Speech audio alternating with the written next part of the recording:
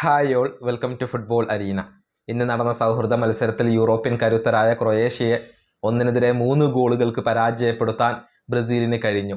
അർഹിച്ച വിജയമാണ് ബ്രസീൽ നേടിയത് എന്ന കാര്യത്തിൽ സംശയങ്ങൾ ഒന്നുമില്ല. Danilo Santos, Igor Thiago, Gabriel Martinelli എന്നിവരാണ് ബ്രസീലിന് വേണ്ടി ഈ മത്സരത്തിൽ ഗോളുകൾ നേടിയിട്ടുള്ളത്. ഏതായാലും നെയ്മർ ജൂനിയറുമായി ബന്ധപ്പെട്ട ആവേശം അതിപ്പോഴും അലയടിക്കുകയാണ്. കാർലോ ആഞ്ചലോട്ടി നെയ്മർ ജൂനിയറെ ടീമിൽ ഉൾപ്പെടുത്താത്തതിന്റെ പേരിൽ വലിയ രൂപത്തിലുള്ള പ്രതിഷേധങ്ങളും വിമർശനങ്ങളും ഒക്കെ ഉയർന്നിരുന്നു. ഏതായാലും ക്രൊയേഷ്യക്കെതിരെയുള്ള മത്സരത്തിനിടയിലും നെയ്മർക്ക് വേണ്ടി ആരാധകർ മുറവിളി കൂട്ടിയിട്ടുണ്ട്. നെയ്മറുടെ പേര് അവർ ചാൻഡ് ചെയ്തിട്ടുണ്ട്. ഒലെ ഒലെ നെയ്മർ എന്ന ഒരു ചാൻഡാണ് ബ്രസീലിയൻ ആരാധകർ നടത്തിയിട്ടുള്ളത്. അതിന്റെ വീഡിയോസ് ഇപ്പോൾ പുറത്തേക്ക് വന്നിട്ടുണ്ട്. കൂടാതെ സ്റ്റേഡിയത്തിൽ പലയിടങ്ങളിലും നെയ്മർക്ക് വേണ്ടിയുള്ള പ്ലക്കാർഡുകൾ ഉയർന്നിരുന്നു.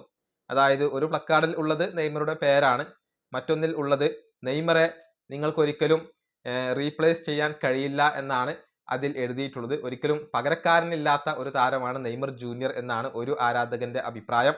ഇനി മറ്റൊരു പ്ലക്കാർഡിൽ എഴുതിയിട്ടുള്ളത് നിങ്ങൾ നെയ്മർ ജൂനിയറെ സപ്പോർട്ട് ചെയ്യുന്നുണ്ടെങ്കിൽ അത് ബ്രസീലിനെ സപ്പോർട്ട് ചെയ്യുന്നതിന് തുല്യമാണ് എന്നാണ് ഒരു ആരാധകൻ പ്ലക്കാർഡിൽ എഴുതിയിട്ടുള്ളത്. അങ്ങനെ ഒരുപാട് പ്ലക്കാർഡുകളൊക്കെ ഈ സ്റ്റേഡിയത്തിൽ ഉയർന്നിരുന്നു. നെയ്മർ ജൂനിയറെ സപ്പോർട്ട് ചെയ്തുകൊണ്ടുള്ള ബാനറുകളാണ് ഉയർന്നിട്ടുള്ളത്. നെയ്മർക്ക് വേണ്ടിയുള്ള മുറവിളി ഇപ്പോഴും ഉയരുകയാണ്, അത് അവസാനിച്ചിട്ടില്ല.